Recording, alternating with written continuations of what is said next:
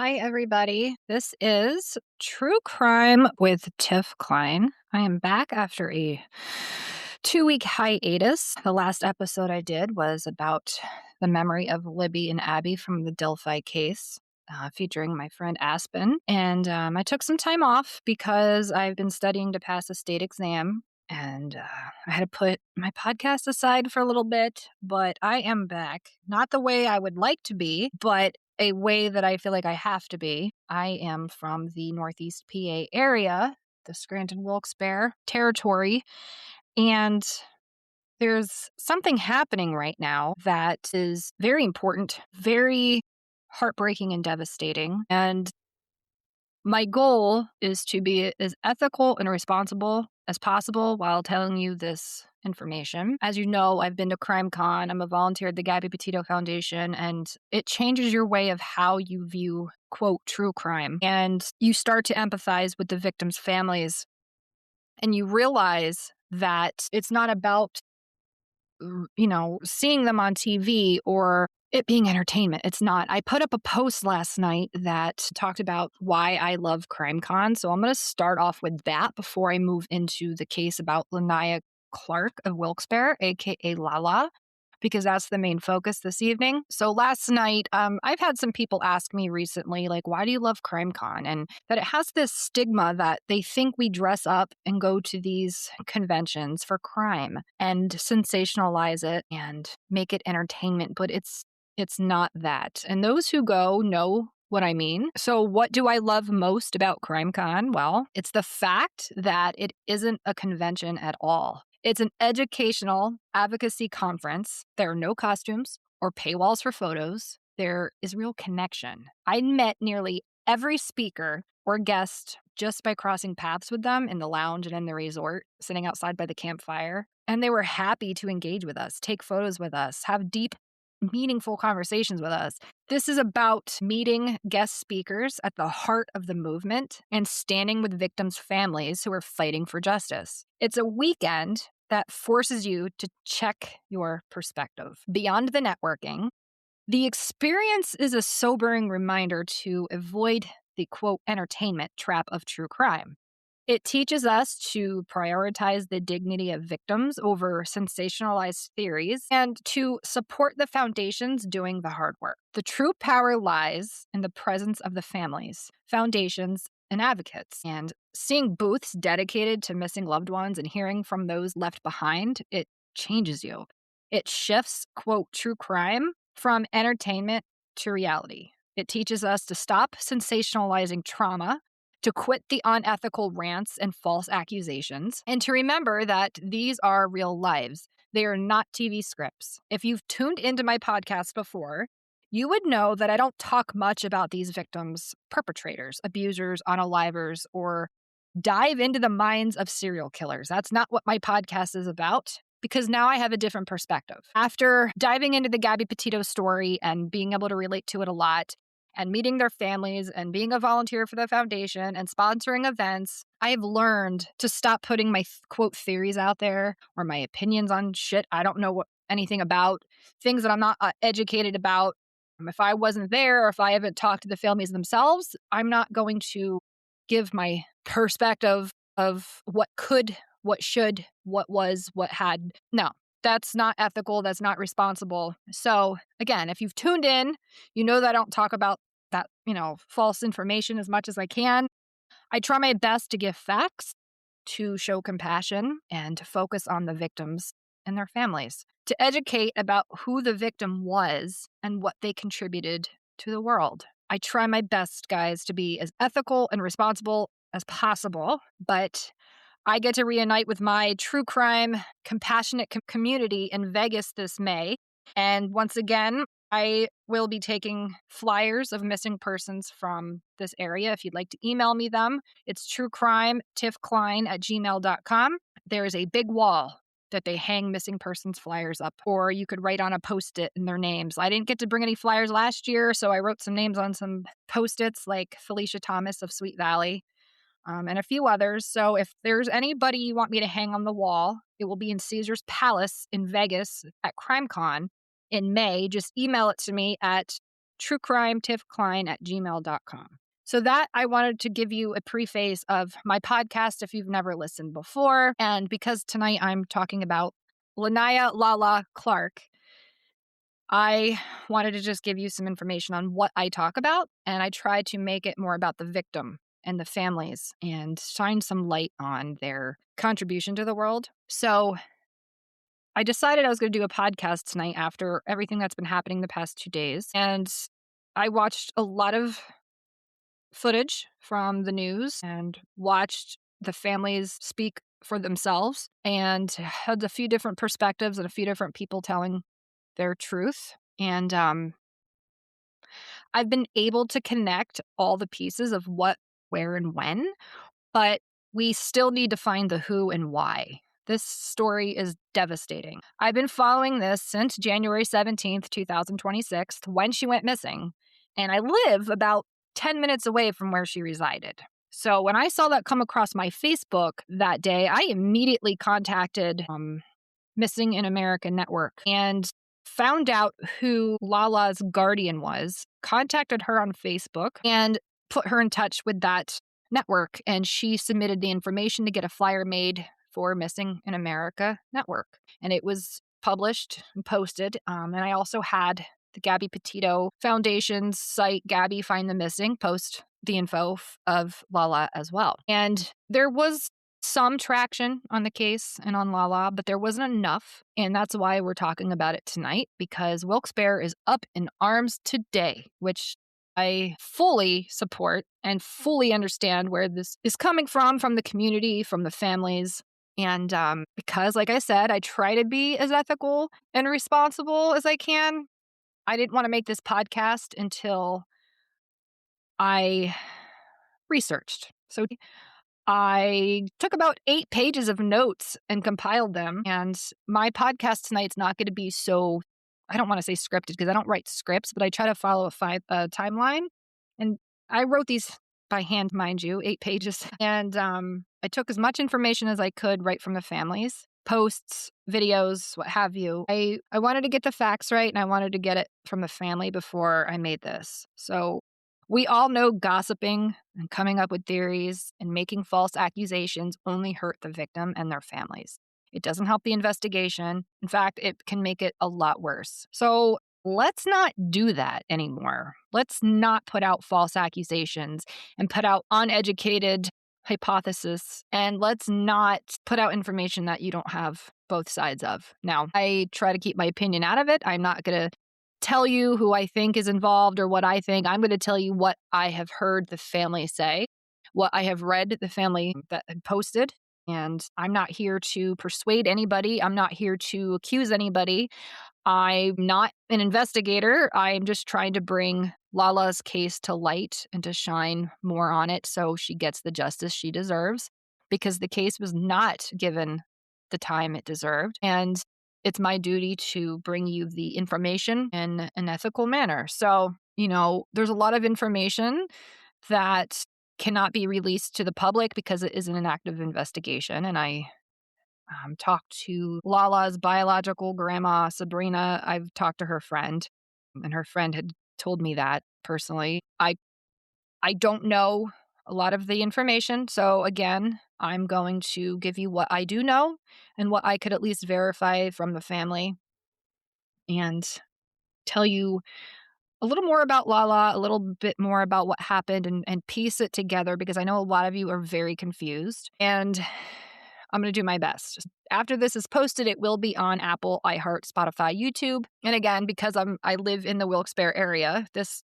hits close to home, pun intended. And this little girl, LaLa, deserved more. She deserved better. And the system failed her, which seems to be a huge issue here in Northeast PA and across the country and across the world. So, again, when this first happened on January 17th, I contacted LaLa's guardian to fill out a form on Missing in America Network, and I kept them up to date with the story. And again, I had also had the Gabby Petito Foundation page posted on Gabby Find the Missing. So thank you to both of those foundations and being a voice for LaLa. And I will do what I can to keep bringing you information that's accurate, ethical, and responsible. So I'm going to get into it. Again, this is all very new, so it's not like I've had time to really sit and write a big thing about it, but there's been enough put out there by the family and the friends of the family that I'm going to do my best. And if I forget something or leave something not explained thoroughly, I do apologize in advance. Please don't come at me. I'm doing my best to give the facts here, but please, I'm always open for feedback and constructive criticism. Just be nice. You don't have to be a dick about it. So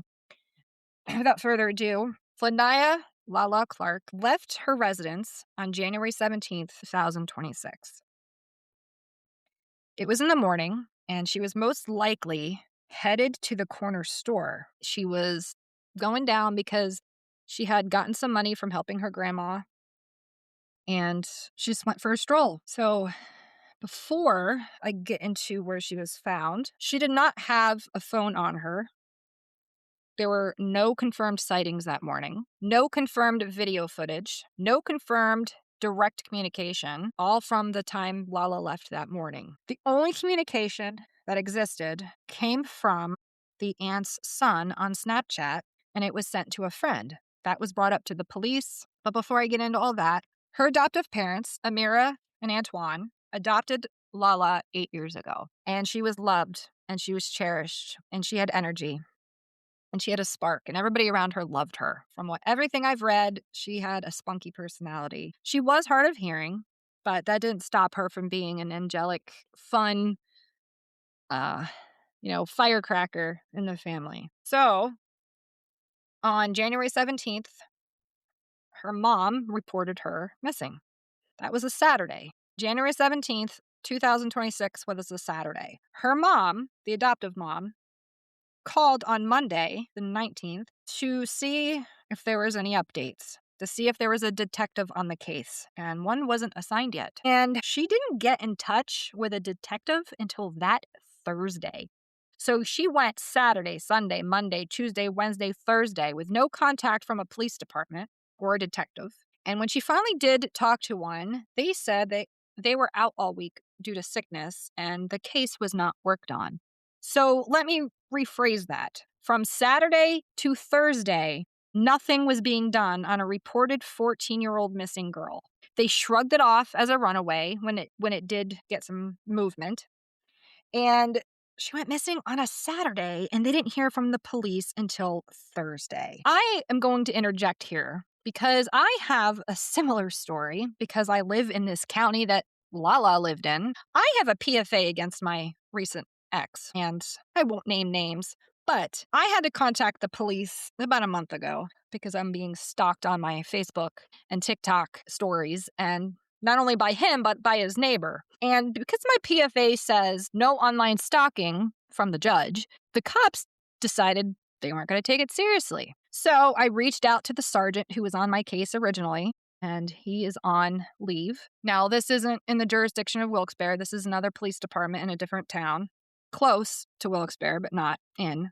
And that sergeant, where the first report actually happened, was back in January of 2025. The second violation happened in the same town in July of 2025. So I had reached out to that sergeant. That sergeant had told me he was out on leave for being hurt in a line of duty.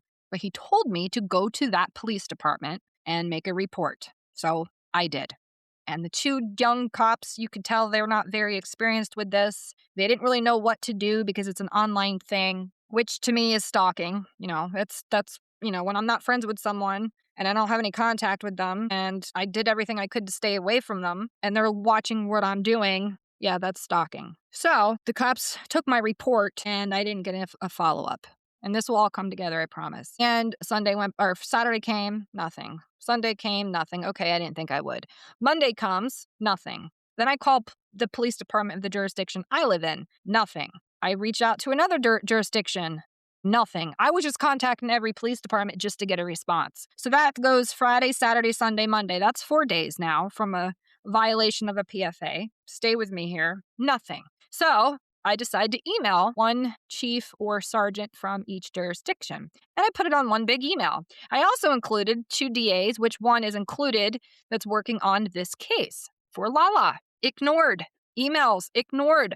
Phone calls, ignored. Nothing had been done. No calls, no emails, no follow-ups, absolutely nothing, just silence. So I tell my therapist, I'm like, this is some bullshit, right?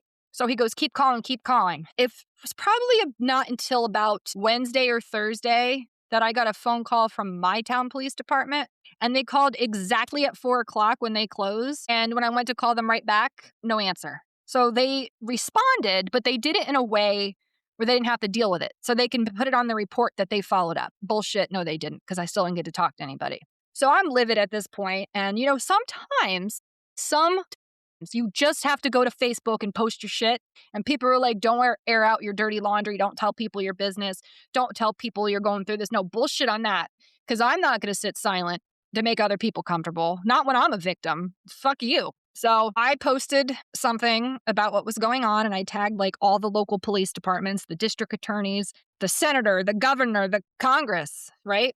Nothing. It wasn't until about 7 o'clock that night when one of those police departments got so mad that I called their asses out online for not following up with me, that they called me and they were so pissed off. Now, this was a chief, mind you, a chief. Now, I'm a victim of was a victim of domestic violence in 2 relationships. One, physical, mental, emotional, verbal, and then the most recent, mental, verbal, narcissistic, emotional, whatever it is. I was the victim. I'm being stalked, okay? He's mad at me, screaming at me, because I told the community that the police weren't doing their job.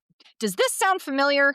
Can anybody connect the dots here from this to LaLa's case? The timeline of not hearing back from anybody? So finally, he's yelling at me and he's like, why are you dragging my police department into this? And I said, because your sergeant told me to go to your police department.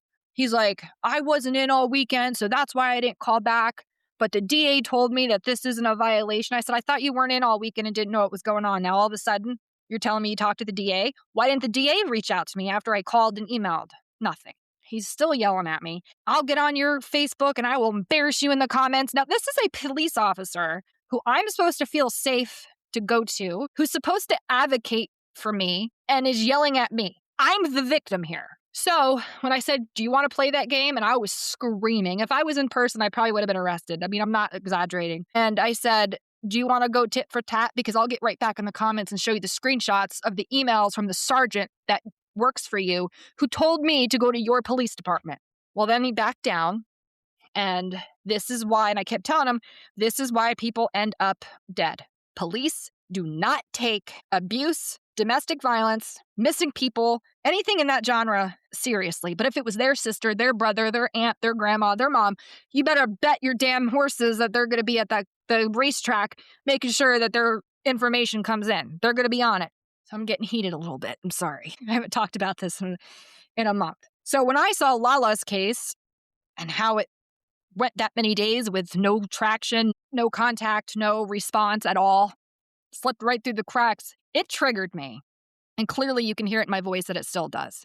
Because I know what that's like. I know what it's like to sit and wonder and wonder and wonder. And then they're so short-staffed anymore. You go to your local police department, you walk in and you tell them, and they say, well, we have to go out on a call. You can sit here. It might be an hour, it might be 3, but if you want to wait for us, you can. If not, just come back a different day. Ma'am, my PFA was violated and you can't do anything right now. I was so pissed. So the next day, another police department called me. Now, he was very nice, very kind, talked to me like I'm a human being and not dog shit on the floor, and told me, he's like, yes, Pennsylvania needs help with PFAs and domestic violence and missing persons. We can only do what we're trained to do. We can only do what we're allowed to do. But I agree with you 100%. It's a broken system and we need help. Because he was very kind, I was kind. And I don't care if you're a cop. I don't care if you're a teacher. I don't care if you're a librarian. If you disrespect me, talk down to me, and talk above me because you're a man, I'm going to put you right back in your fucking place because I don't care. I've been through it all with men, and men are not going to talk down to me. He was nice, so I respected him. But if you're not going to give me respect and you're going to treat me like I'm the problem when I'm being the victim, no, I'm not playing that game. So I gathered all this information, and I had reached out to my friends who run the Gabby Petito Foundation, Gabby's parents. And I pleaded with them because they are getting laws passed in different states. I think Utah and Florida got passed, and now they're working on New York and Indiana to have lethality assessment questions done by the cops because they're not trained enough in domestic violence. And they're going around training first responders and students and the public about domestic violence. Now, I know, a little bit of domestic violence does not really go with LaLa, but from what I heard, she was abused before when she was in foster homes, and there was a PFA between her and her aunt, so it kind of ties together. So I talked to Gabby's parents, and I said, we need help in Pennsylvania, because when I went to court over the summer, I heard the judge tell two people who were physically abusing each other that they could stay in the same home as long as they promised not to hit each other. It was a peaceful agreement until he goes home and beats her again, and then she's dead. Like, I couldn't believe what I heard, and I looked over at my mom and my friend Jim, and I went, did I just fucking hear what I thought I just heard? So I wrote a letter to the congressman, the senator, the governor, local police departments, and local DAs asking for help to change laws, because Tennessee passed a law for a registered domestic violence platform where if you abuse somebody and have multiple violations, your ass is going on the registry just like you're a sex offender. And I said, we need that in Pennsylvania. We need help with the PFAs. We need help with domestic violence. We need help with missing persons. And I had sent it to Gabby's mom to proofread, and they endorsed it. And I had sent it along to the Pennsylvania senator, governor, district attorneys, police departments, what have you. Do you think 2 months later I've heard anything from any of them? I'm going to go ahead and give you a second to think about that. Nope. I have not heard one thing from any department, local, state, regional. It's disgusting and it's devastating. It's bullshit, really. I mean, I'm going to be frank on this podcast because if you know me, I don't hold back. And yes, I might swear, and it may not make me look professional, but right now I don't care because this matters. And this means when I'm fired up like this, it's because I give a shit. I have a degree in child and family services. I did my internship at Marley's Mission where I observed like 300 or 400 hours of kids dealing with loss and trauma. And the cases and the files that I read was disgusting and heartbreaking and devastating. So yes, I take this case very close to heart because this little girl did not deserve everything she's been through leading up to this point. So my point of all that is, it does not surprise me to find out that a police department in Luzerne County dropped the ball on communicating with a family. It does not surprise me because I did it myself. And I felt bullied from a police department. Now, I'm already dealing with trauma and in therapy and all this other shit. And I told my therapist, well, he started calling the police departments because he thought maybe because he has a name, he's a doctor, they'd call him back. And he was not happy the fact that they were contributing to my trauma. Do you think he ever got a call back? Nope. So I had an advocate, which was nice. He was just as pissed as I was because he knows what's been going on this whole time. And there's so much more to my story, but this is not about me. I just wanted to connect you to how I understand the bullshit it is that LaLa's parents and family went from Saturday to Thursday with not one follow-up. That's a lot of time to issue an Amber Alert, to get cadaver dogs, to do an investigation on the last place she was seen, to look into leads. That's a long time. And maybe if the ball wasn't dropped and somebody took accountability and somebody did their job or even started the case, maybe they would have had answers a lot faster. That's all I'm saying on that. But it does not surprise me that these local police departments do what they do. And then they get mad at us when we call their bullshit out online. So, as you know, if you're listening to this, it's probably because you have been following this case. And there was a lot of people that showed up to the Wilkes-Barre Police Department at 10 a.m. this morning for a peaceful protest, justice for LaLa. And people are not happy in this community. There's no transparency. There's no urgency. So a lot of people went out this morning to support the families and to support LaLa and to make a change, to be a voice for LaLa, to be a voice for those who can't speak for themselves. So again, she left on January 17th in the morning. She made money from her grandma that week, wanted to go to the store, and there was no direct contact. She had no cell phone on her. But what they did say is they found her in her room. There was an outfit laid out on the bed, and there was a note that she wrote to her crush, and all of this was given to the police. She also was preparing to attend a school for the deaf in Pittsburgh. So nothing was pointing to LaLa being a runaway as the cops wanted to deem this. And let me just make a very clear statement here. I'm not anti-police. I'm not anti-authority. There are really good police officers out there. There are ones who actually do give a shit. But unfortunately, in this circumstance, apparently, allegedly, and blatantly, this was not the case. Again, I don't know what the police are doing behind closed doors. I don't know. All I know is the facts that have been given by the family and their story. That's it. And this is about the victim and the victim's family, not the perpetrators, not the abusers. So let's focus on LaLa. I'm sorry, I'm getting heated up. This is what happens when I go on a free-for-all podcast and I don't really have it laid out. I just go with my emotions, and sometimes it's for the best, sometimes it's not. So she was found 3 blocks from where she lived. Okay, so again, she went missing January 17th. Her mom reported it January 17th. The police didn't announce it until February 10th. Now, that's almost a whole month. The family gave leads, screenshots, persons of interest to check out, information on locations to check, and apparently none of that was followed up on. So, earlier years, LaLa had 6 siblings, I think I read, 5 or 6, and was in and out of some foster homes, and in 2020 was adopted by a really great family who you may have seen on the news, Antoine and Amira. And they've had her for quite some time. But before she was with them, she was in and out of foster homes. And according to her biological grandma, that foster home physically abused and mentally and emotionally and verbally abused LaLa. LaLa was deaf. She was called stupid.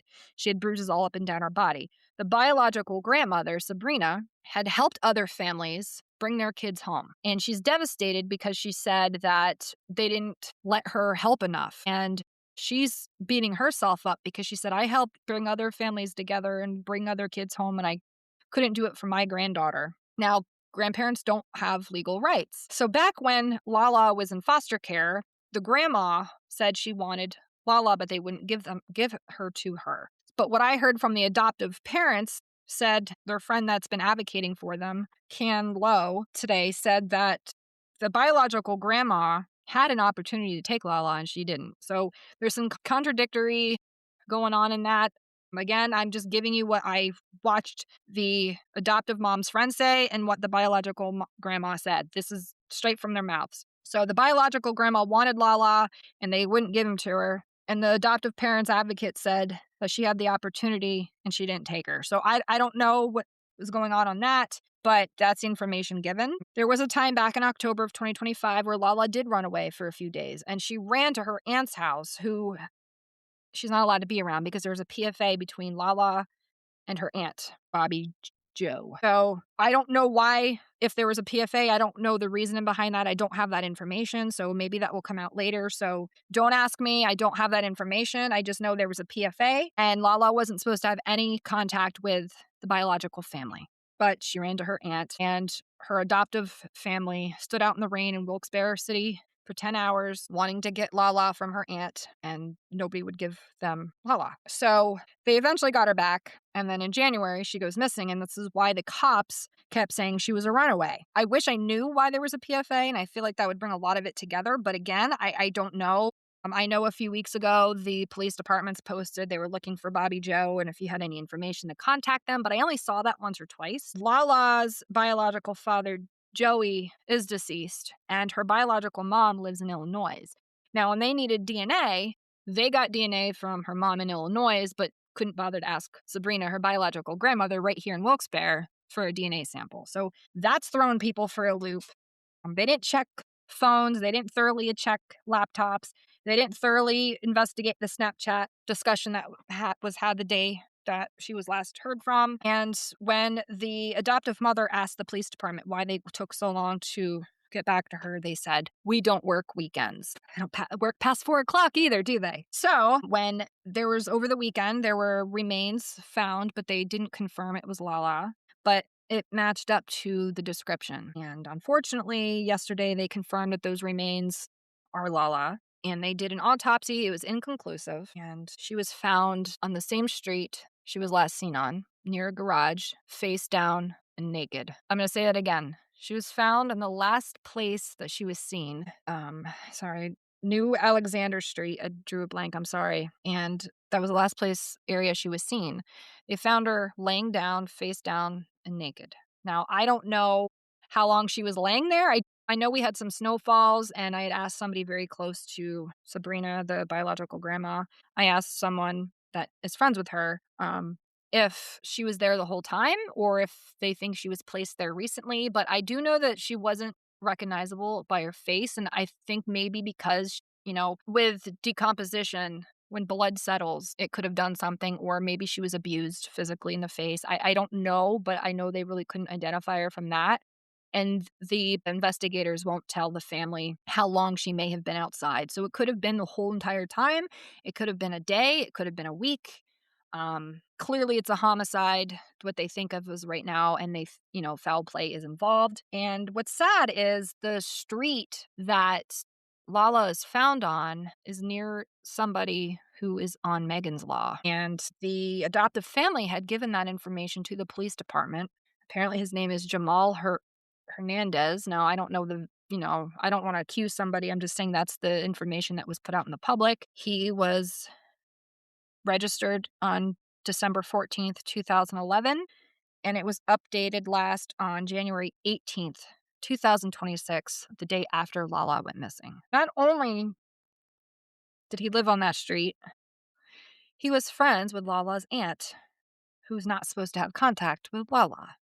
So that brings a whole different perspective, mindset, curiosity of, are they connected? Are they not connected? And, in America, everybody's, innocent until proven guilty. And I'm not pointing fingers. I am not saying that these two had anything to do with it.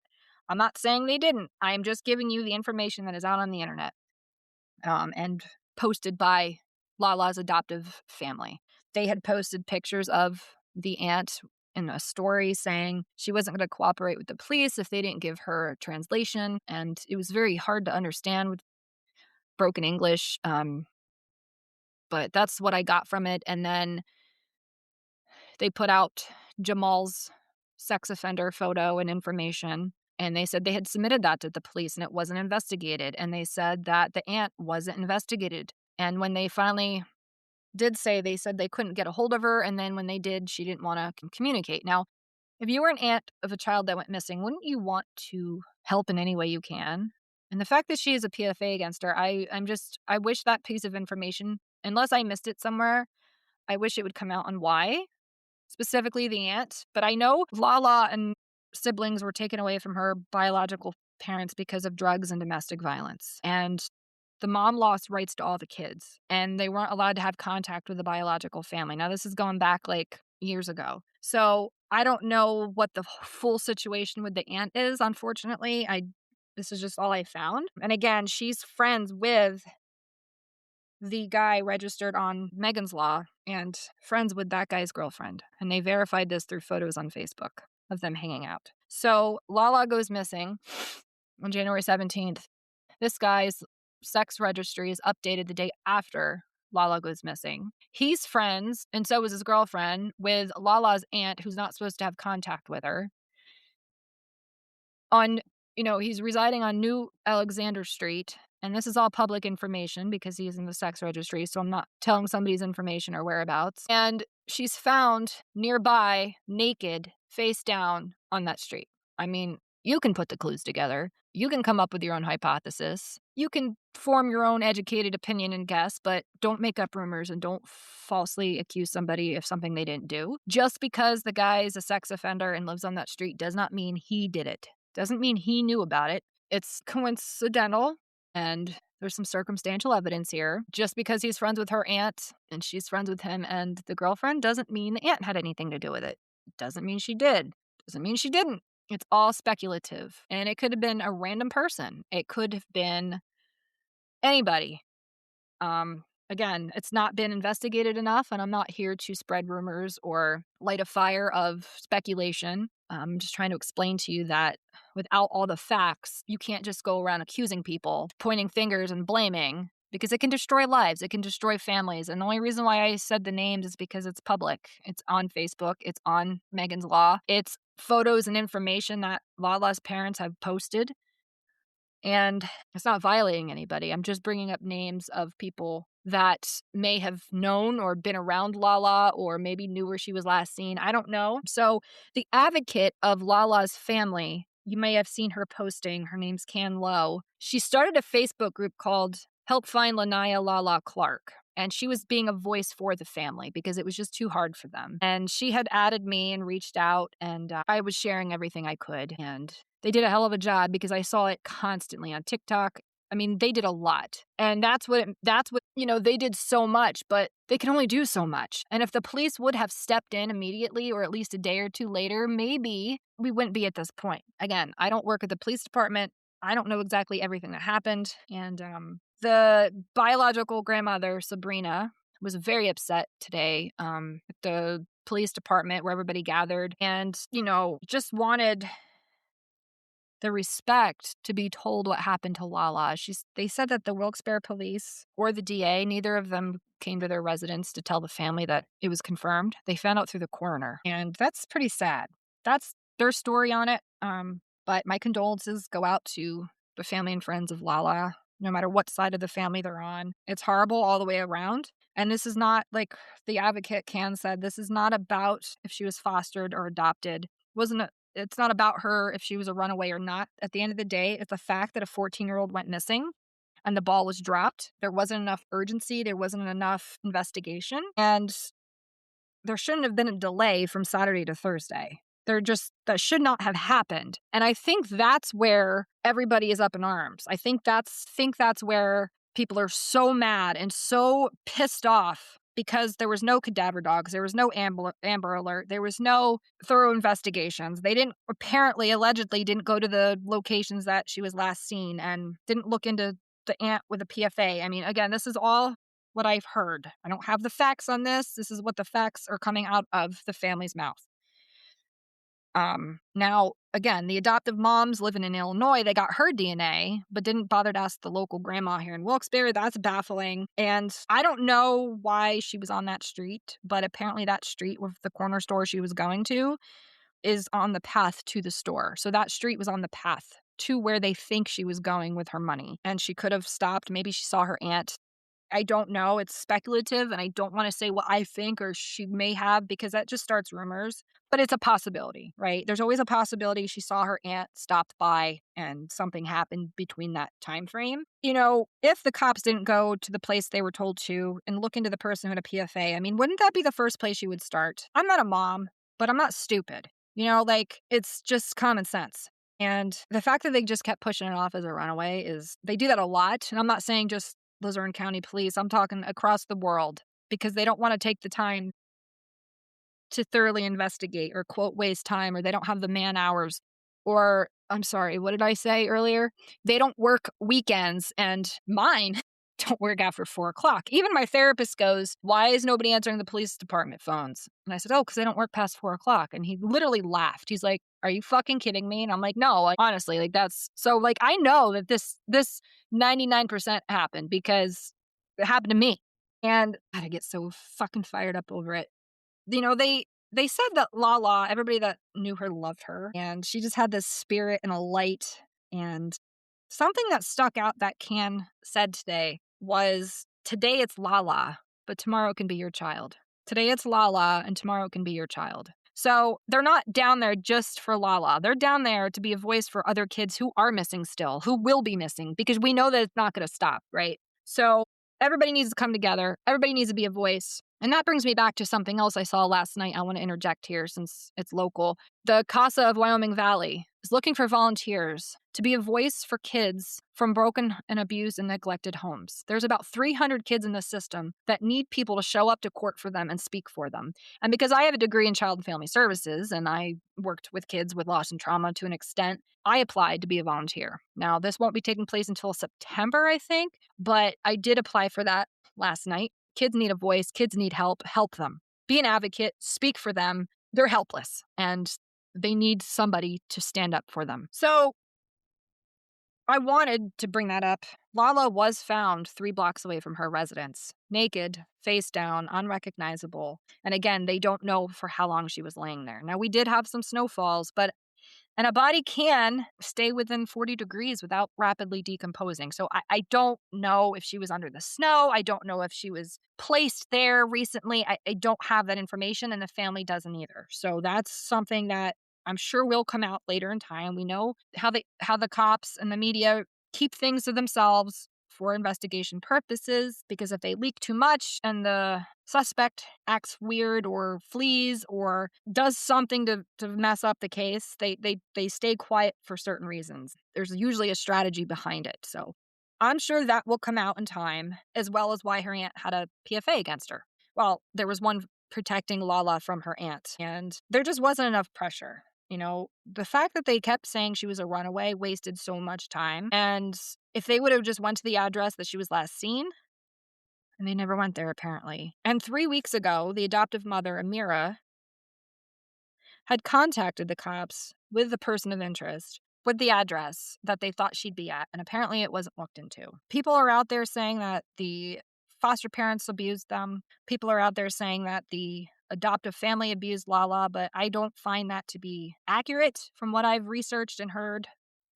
A foster care, yes, because I do believe a lot of kids get abused from foster parents and fall through the cracks. And from what the biological grandmother said, I believe that. Now, the adoptive parents, I don't think so. Their main goal is to get justice and be a voice for LaLa. They loved LaLa so much. And it's not about LaLa being adopted. It answers the question on why she was adopted that I didn't know earlier, that, all the kids were taken away from the biological mother who now lives in Illinois, and these people were gracious enough to take her in and adopt her. They loved her. Somebody said again that the biological grandmother had the opportunity to take LaLa, and she didn't. But the biological grandmother stood outside the police department today and said she wanted her. She had 5 bedrooms. She would have taken all the kids, but they just wouldn't give them to her. She goes, "We don't abuse kids," and she said that she's helped so many families bring their kids home, but she couldn't do it for her own. That was heartbreaking. Again, I apologize if this is a little all over the place and it's not clearly laid out, but all this information came out in the past 2 days, so I'm doing my best. Her biological mother, like I said, lost custody of multiple kids. They were adopted out to other families who all had been not allowed to have any contact with the biological family. It was not permitted due to the drugs and alleged domestic abuse that was going on in the home. LaLa was fostered for 2 years. Then she was adopted and got a great family. And the grandmother said that she fought for her and wanted her, and they just would not give her the opportunity, or because she didn't have the rights. I'm not sure what happened there, but she said she wanted her. The adoptive family's advocate said she had the opportunity and decided not to. Regardless if she had even ran away, she was at risk. She was hard of hearing and she was missing. That should have been the focus, not that she had ran away in the past. That was then, this is now. They have no idea.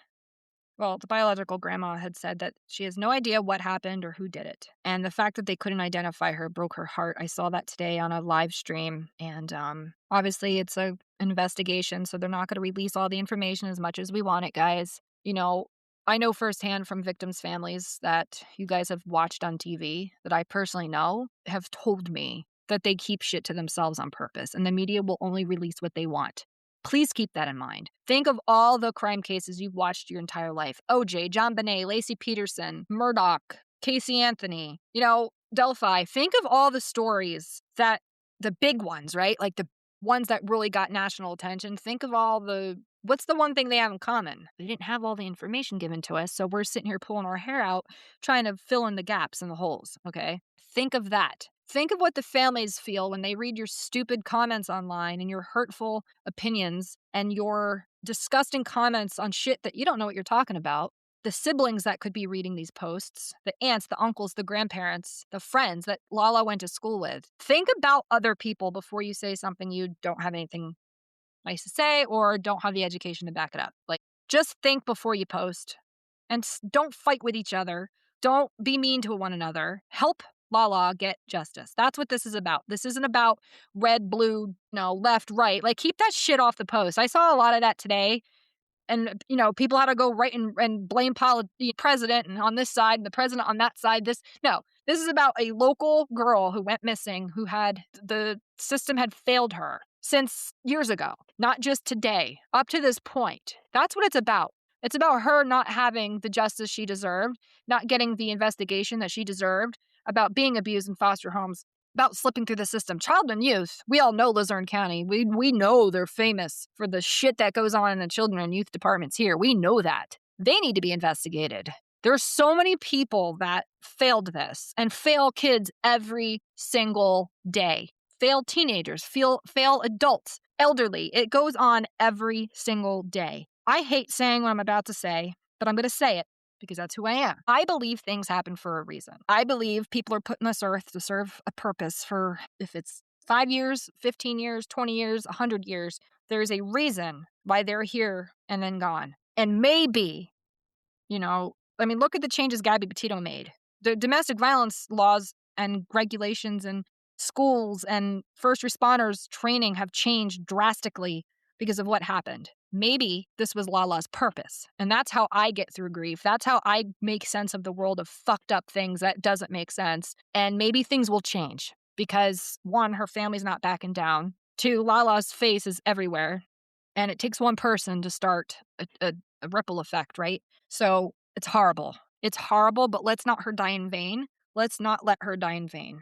Let's take this and make a change. Let's be nicer to each other. Let's come together as a community like everybody did at the police department this morning. And I would have been there if I didn't have to go to work. Unfortunately, I couldn't go. I'm in training and I had to be there. But please don't go to the comments and talk out your ass. Just don't do that. There's a lot of information to this case, and I hope I pieced it together as much as I could with the information that I have. A lot of it is repetitive, but that's the information, guys. That's the story, that's the timeline that I was able to piece together from Facebook posts and news reports and videos of the family and the family's friend talking. And I had to piece it all together, and I had to verify who it came from. This information is not from people's opinions. This information is from LaLa's biological grandmother, Sabrina, and this information is also from LaLa's adoptive parents, Amira and Antoine, and their advocate, Can. I did not pull this out of my ass. I did not find stuff in the comments and just roll with it. This is stuff from the families. And regardless if the families come together, if they're against each other, if their stories don't match, it's still the family's story. It's not yours. It's not mine. It's theirs. And I'm just trying to portray that to help them get this escalated. It's got some hits. People are not happy and they want justice. And as much as a horrible, disgusting, vile thing that happened, I'm also proud to see the community come together for this little girl. And it breaks my heart that this girl lived the life that she did. But it seemed she was happy anyway. It seemed like she was loved and she loved those around her. I couldn't imagine being in a broken home like that, not being allowed to contact any of my biological family at the age of 14. And the one that does potentially puts me in danger. So there's a PFA against her now. Not being able to have her biological parents because one is deceased and one is in Illinois and got her kids taken away from her. But luckily, from what it seems, she got a very, very, very good adoptive family with a friend who has been their voice, who gives a shit just as much as they do. Who loves LaLa, who loved LaLa, was down at the Wilkes-Barre Police Department today, standing up for LaLa. I mean, I watched a little bit of her video and she was not having it. Like, she had the right idea. It doesn't matter. The nitty-gritty doesn't matter. It doesn't matter if she ran away or not. It doesn't matter if the family's stories don't match. It doesn't matter if what matters is she was 14. Cops were unresponsive for days. There was no Amber Alert, which there are reasons behind that. And I'm not defending it, but you can't just issue an Amber Alert for every single kid that goes missing. They don't do it like that. There's regulations. Get on the website for the government. You'll learn about it. Amber Alert. There's regulations and guidelines they have to follow too. But I understand the families and friends' frustration on why it wasn't done. I get that wholeheartedly. I'm not saying it shouldn't have been. I'm just letting you know there are actual guidelines they have to follow, and not every missing person ends up on Amber Alert. It just sucks that there weren't cadaver dogs, and if the locations that she was last seen wasn't investigated, and that they didn't really follow up too hard on the ants. And I just put my prayers with the family and with LaLa, and I ask you to be kind to each other. Be kind to in the comment section to the families out of respect Out of respect for LaLa, out of respect for the families, they're dealing with enough. And the last thing they need is have to get on there and defend themselves because you're talking shit out your ass that you don't know what you're talking about. So that's all I ask from you. I will continue to make updates as this progresses because I live right here in the town. It's easier for me to keep updates every day. And I worked in the media for a while and I know some TV reporters and radio people, and I'll do my best to keep this going and get it in front of the people it needs to be in front of. When this happened, I did tag Nancy Grace, Sarah McCollum, Joseph Scott Morgan, Nate Eaton, Ashley Greenfield, Jesus, it's not Twilight, Ashley Banfield, and some Brian Enton, and I tried. But, they're inundated right now with the Nancy Guthrie case, and I understand that. But if I can get it in front of people, I will. With the connections I have through CrimeCon and that community, I'll do whatever I can. So if LaLa's family is listening to this, please let me know what I can do to help be a voice. If there's anything I can do, post, say, just please let me know. Privately message me or email me at truecrimetiffklein@gmail.com. Message me on Facebook or Instagram, and just know that the community is behind you.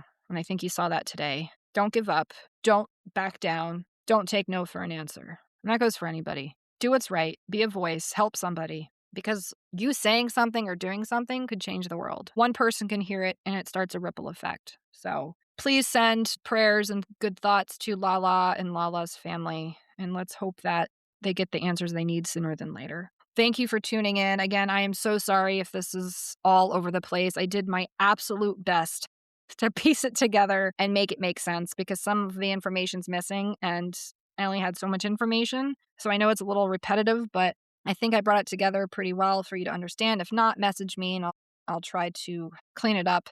And join the Facebook group. Help find Lanaya, LaLa, Clark. Stay updated on that. If you haven't already, follow my podcast, True Crime with Tiff Klein on Apple, Spotify, YouTube, and iHeart. And give me some feedback. I always appreciate it. And give me a rating if you want. I'd appreciate it. And I have some swag on my store on the fourth wall. The link is in my bio on Instagram if you want to buy some shirts, coffee mugs, stickers, what have you. I will be at CrimeCon in May in Vegas for the second time. And, well, I was in Denver last year. Now it's in Vegas this year. And then July 17th, I am sponsoring and volunteering at the 3rd annual Gabby Petito Golf Fundraiser with her family and friends. So I'm looking forward to that. And then I went last year. It was a freaking blast. And then in October, I will be a guest podcaster at Crime Story in Boston. And I've never been to Boston. And my girl, Danny After Dark, tune into her podcast, told me about it. And Cheryl McCollum will be there. And your host, Jules, will be there. And some other people. So I'm looking forward to my first event because I hope to be at CrimeCon on Podcaster Creator Row in the next few years. And that's a good starting point. So I'm going to check out Boston and check out Salem while I'm there. And I think my mom's going and Aspen's going with me. Aspen's also going to the Gabby Golf Fundraiser with me too. We're partners in crime, no pun intended. If you listen to my last episode, I interviewed him about his connections and personal relationships with Abby and Libby of Delphi, his relationships and story on how he knows their family and how connected he is with them now. And he produced Catching a Killer, the Delphi case on Hulu. There's 3 episodes. He was an assistant producer. He's awesome. He's very insightful, and he too is all about ethics and morals and being responsible. And he's great. He's amazing energy. And yeah, he's my partner in crime. So I did send him this story, so I'm sure he'll dig in. But I did also send it to Nancy Grace, Joseph Scott Morgan. Let me pull up my phone here. Who else did I send it to? Nancy Grace, Cheryl McCollum, Joseph Scott Morgan, Gabby Petito Foundation, Brittany Phillips Murder, Body Bags Joe Scott, Jen Tobias, Danny After Dark, Like Mother, Like Murder, CrimeCon, and some others. So I'm trying. And I thank you for your support. I thank you for listening. And I thank you for giving me a chance to explain this. And once I get some more information, I'll clear it up. And on the next episode, it will probably make a lot more sense because I'll have some more gaps to fill in and I'll have some updates. And I know the timeline now. So it'll be a lot easier to piece together. But I appreciate you and thanks for listening. And this was True Crime with Tiff Klein, giving criminals the disrespect they deserve.